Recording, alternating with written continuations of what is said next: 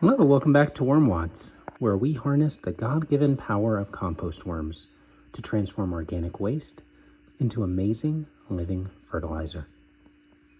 Today we are back in our leftover lovers bin, and this is a bin of European night crawlers that we split off from one of our original bins that's called the first fruits bin. And as you can see as we open this up, this bin, you can see on the lid it's got some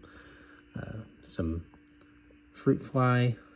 Oh wow, we got a house fly in here too.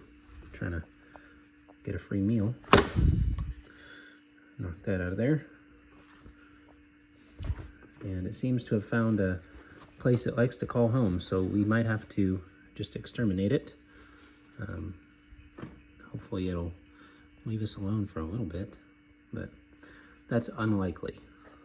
So, all right, so this is one of our bins that we are trying to feed our food scraps to. And so we're gonna go ahead and do a quick check. Obviously you can see all of these sprouting. These are sprouts from a pumpkin plant that was in here. And we're just gonna yank those out gently. And we're also going to dig down in this corner here, which is marked by you can see it's marked by this coconut shell. And this is what we're using to kind of mark where we've done our feedings. And right here, right off the bat, we've got a worm right here. So that is some good news. I'm really happy to see that, because it shows that maybe the worms are making it over to where we've buried some food. Here, look, there are more worms here. 2 worms in close proximity. Maybe they're mating. So that is also good news. Last time we were here, there weren't a lot of worms over here because it was too warm. But now as we dig over here, I'm finding a lot of worms, which is really, really promising.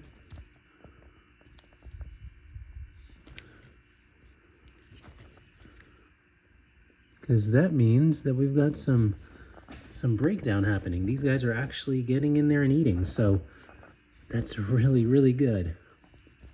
All right, so since our plan is really, we're trying to accelerate the breakdown of food in this bin and also get these worms really moving toward eating the food that we have in there. So what I'm going to do, this portion here really seems to be breaking down pretty well, and the worms have established themselves over there, which is really encouraging.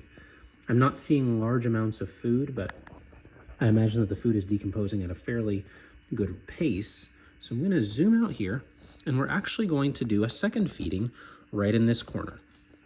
So this is actually based on some, I actually saw someone who was talking about how to accelerate your worms development in the bin, and one of the things that they said was to do exactly this, to feed in one corner and then to move to the next corner on maybe like a weekly basis, and then to just keep circling around, going from corner to corner.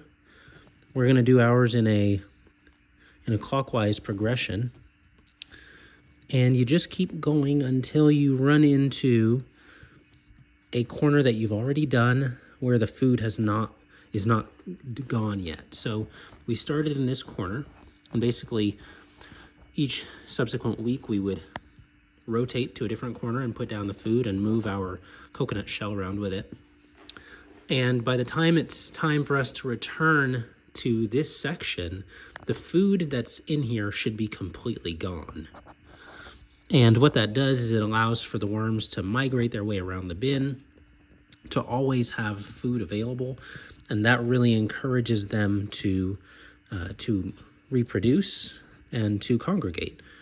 And actually right in here in this little section, I've got a worm right here.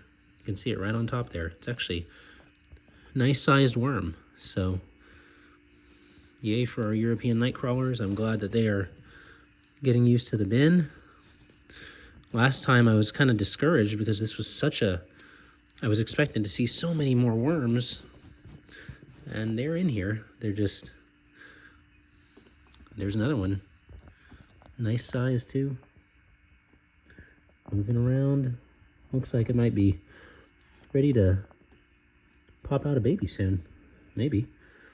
But this one is definitely a sexually mature worm, and the way that you can tell is if you look at that raised band there that's kind of lighter than the rest of its body, that is called the clitellum, and that is a sign that this is a sexually mature worm. So cool to note that as we dig further into this bin. So what I'm going to go ahead and do, I have some frozen food scraps and I have some unfrozen food scraps, and we're going to go ahead and put both of those down in here into this corner. And I don't mind if we end up moving some of the worms out of the way, because I'm sure that they'll find their way back here eventually if they want to be here next to the food. So we're just going to gently move those out of the way. And now I'm going to go ahead and put down in here, I'm going to go ahead and grab our first set of food scraps, and we'll put that down in here. And then we'll get the second set. All right, so this is going to be a big feeding. Let's go ahead and see the first portion of our feeding. So here we have some food from, literally from today, some bacon pieces and some leftover refried beans that kiddos didn't eat. So we'll toss those down in there into this nice hole that we've formed. Curious to see how the worms will do with all this. And, you know, you've probably heard that certain foods are no-nos in vermicomposting. I am not a believer in that. That all organic material just about all organic material can be composted in the right when the right accommodations are made for it. So we're going to go ahead, in addition to adding this food, I'm going to sprinkle some of our crushed eggshell on top of it, and that just helps to buffer the pH with something that's a little bit more alkaline. So got a whole scoop there on top of that food there. And now for the other portion of our food scraps, I've got this big frozen chunk. It's got pasta in there. We've got ravioli. We've got some peppers that are stuffed with a cheese ball and all kinds of other stuff for these worms. So this is going to be a massive feeding, and I'm hopeful that we'll get a lot of worms to come and check it out. So I'm gonna go ahead and toss that in. We've got some bread there, I think, maybe. Looks like some bread, yeah. Let me see if I can break this up and get it out of here. All right, here's some more food. Looks like some more pasta and some cereal that's stuck to it.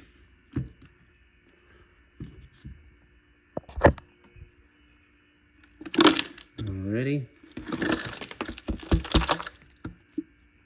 More cereal. And we've still got more in there, but it doesn't want to come out right now. So I'll try to coax that out in a little bit.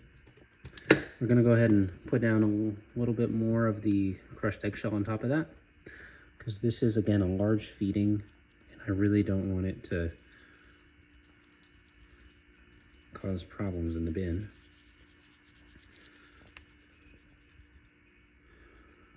All right.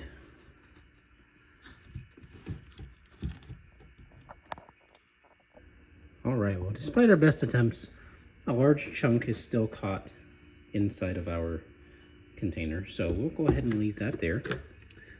And this is plenty of food anyway. I'm sure that it will provide quite a bit for the worms to work on. So we're gonna go ahead and cover this up. We've got quite a bit of interest from various flies and things like that, so we wanna make sure that we, oops, make sure that we do our best to keep the bin in a good state. So that's best thing we can do is cover up our food scraps. So we're going to cover it up as thoroughly as we can. Bring over as much material as possible right in there. This is actually a little bit of the husk of the coconut. It's getting a little bit more moist in the bin, and so that's neat to see. I'm sure that's going to break down over time. And here's another one of our worms. Pretty big, and again, this might be the other one that we saw earlier. Let me see if I can focus in on it.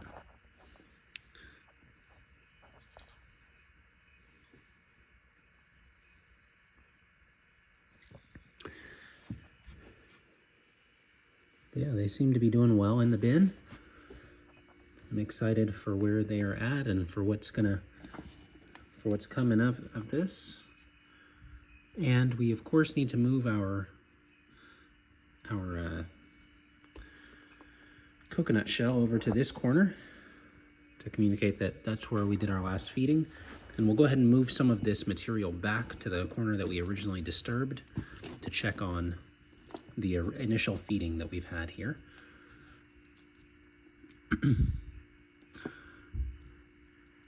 But the worms seem to be doing well.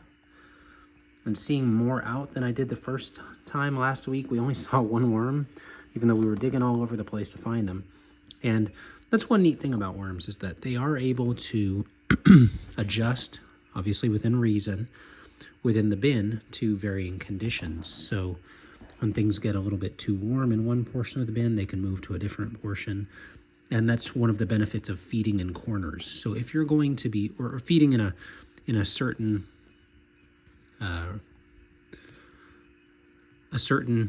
I guess quarantined, you might say, portion of your bin, instead of feeding over the entire bin, especially if it's a new food item that you have not introduced the worms to yet and you're not sure how it's going to go over. It's always best to feed it in a little pocket and see how the worms take to it. So I'd highly recommend that if you're feeding your worms, and if you're feeding them something that you haven't seen them tackle yet, just to go ahead and feed that in moderation, and to feed that in a controlled corner of the bin so that they can escape if need be. But yeah, so far this bin's doing well. We've got our isopods crawling around in here. They seem to be also enjoying the bin, and there's plenty of woody material for them in addition to the food scraps that they can break down. So we've got our food buried. I feel pretty good about that. It's not super exposed to flies. And of course we've got the air holes that we set in place a few weeks ago. I'm just going to try to keep those nice and clear. So we'll just move the material away from those holes so that the worms can get the aeration that they need. And I've got one worm right over here by the corner of the bin, or by the edge of the bin. You can see it right there. I'm going to go ahead and pick up that worm, and oh, it's actually digging further down, so that is a-okay. All right, so the worms seem to be doing well, and I'm sure that as we continue to feed them, they're just going to continue to increase in numbers, which is exactly what we want. And hopefully we'll get to watch some of the woodier material in this bin, some of these wood chips, really break down over time as they're exposed to more green materials through our food waste. And another thing to point out too in this bin is that we do have some mites. If we zoom in close to this piece of wood here, this is the piece of wood right here, and as we get closer in, you can see these little things moving around. Those are mites, and they're not harmful to your bin, but you do want to keep an eye on them just to make sure that they're not overly prolific. And if they are, that can be really a telltale sign that your bin is a little bit out of sorts, and you can adjust that, whether that means adjusting the moisture, whether that means that it's the bin has been overfed. Those are some of the things that you can look into if you have mites proliferate in your bin. So just a little tip for the wise. And so we're done here. We're done feeding this bin. We'll check back in on this bin probably in a week. I feel like that was a pretty decent sized feeding, and I think that might need some time to let that break down. It's also not produce waste. This is a lot of our cooked food waste. So I actually have different bins. I have one for our produce waste, which I think breaks down a lot faster, and then one for our cooked food waste. And I'm really curious to see next time we check in how they have taken to the cooked food that we had in there. We had some pasta, we had the bread, we had the bacon and beans. So really excited to see how they do with that. All right, thanks for checking in with us and the leftover levers, and we will catch you later.